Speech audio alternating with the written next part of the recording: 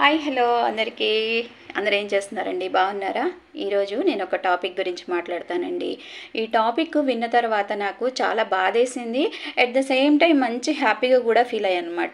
అదే విషయం మీతో కూడా షేర్ చేసుకుంటా, ఎందుకంటే మీ అందరికీ కూడా చెప్పాలనిపిస్తుంది అనమాట నాకు.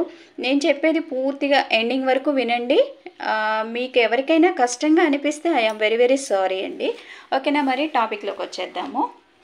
మన వినాయక చవితి వచ్చింది కదండి మొన్ననే. సరే, చాలామంది వినాయకుడిని ప్రతిష్ఠ చేసుకుని, స్వామిని ప్రతిష్ఠ చేసుకుని మండపాల్లో శాస్త్రోక్తంగా చక్కగా పూజలు నిర్వహించి, నైవేద్యాలు సమర్పించుకొని, భజనలు చేసి, పాటలు పాడి చక్కగా స్వామికి పూజలు చేశారు. ఇక నెక్స్ట్ కార్యక్రమం ఏంటంటే నిమజ్జనం.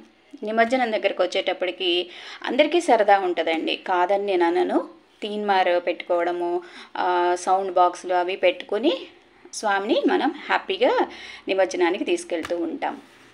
అలా చేసేటప్పుడు తీన్మారు సౌండ్లు అవి కూడా కొంతవరకే, అంటే ఒక ప్లేస్ నుంచి ఒక ప్లేస్ వరకు పోలీస్ శాఖ వారు కూడా ఒప్పుకుంటారండి.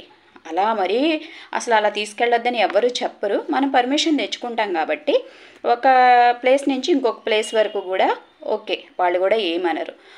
ఒక ప్లేస్కి వచ్చిన తర్వాత వాళ్ళని ఆపేయమంటారు, ఎందుకంటే వాళ్ళకుండే నియమ నిబంధనలు వాళ్ళకు ఉంటాయండి. అవునా కాదా?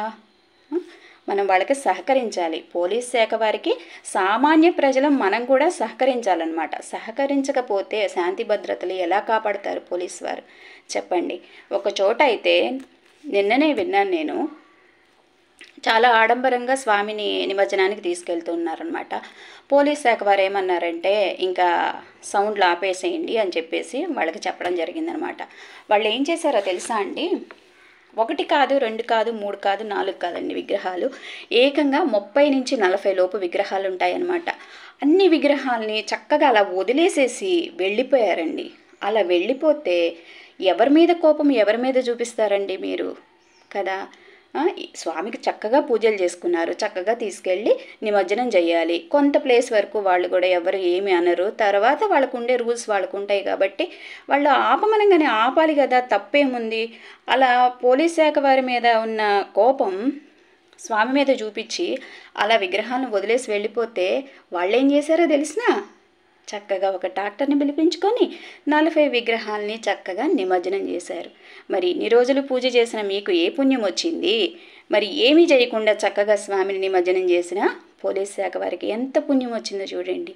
కాబట్టి సామాన్య ప్రజల మనము పోలీస్ శాఖ వారికి సహకరించాలండి. మనమే సహకరించకపోతే ఎలా అండి చెప్పండి? ఈ మాటలు ఎవరికైనా మీకు ఇబ్బందిగా అనిపిస్తున్నాయా?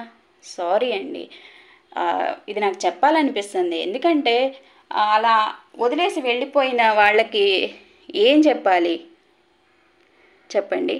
కానీ పోలీస్ శాఖ వారికి మాత్రం హ్యాట్స్ ఆఫ్ అండి. ఎంత చక్కగా చేశారో నేను చూశానన్నమాట టీవీలో. నాకు చాలా హ్యాపీగా అనిపించింది.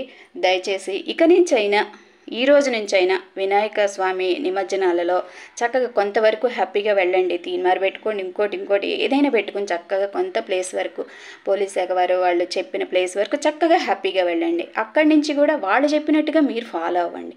ఓకేనా అండి? మన కోసమేనండి వాళ్ళు చేసే డ్యూటీ కూడా. ఓకేనా? మరి పుణ్యమంతా కూడా వాళ్ళకి వెళ్ళిపోయింది చూసారా? ఇన్ని రోజులు వీళ్ళు పూజ చేసుకున్నారు, వీళ్ళకి ఏ పూజ ఇది ఫలం దక్కదనమాట. ఎందుకంటే మరి స్వామిని మధ్యలో వదిలేసి వెళ్ళిపోయారు. వాళ్ళు మిగిలిందంతా కూడా పూర్తి చేశారనమాట, పూజా కార్యక్రమం అంతా కూడా. చూసారా? హ్యాపీగా ఉంటుంది కదా. కాబట్టి తొందరపాటు నిర్ణయాలు పనికిరావండి. ఈ ఒక్క విషయం అని కాదు, అసలు జీవితంలో ఎప్పుడు కూడా తొందరపాటు నిర్ణయాలు పనికిరావు. ఏమంటారు?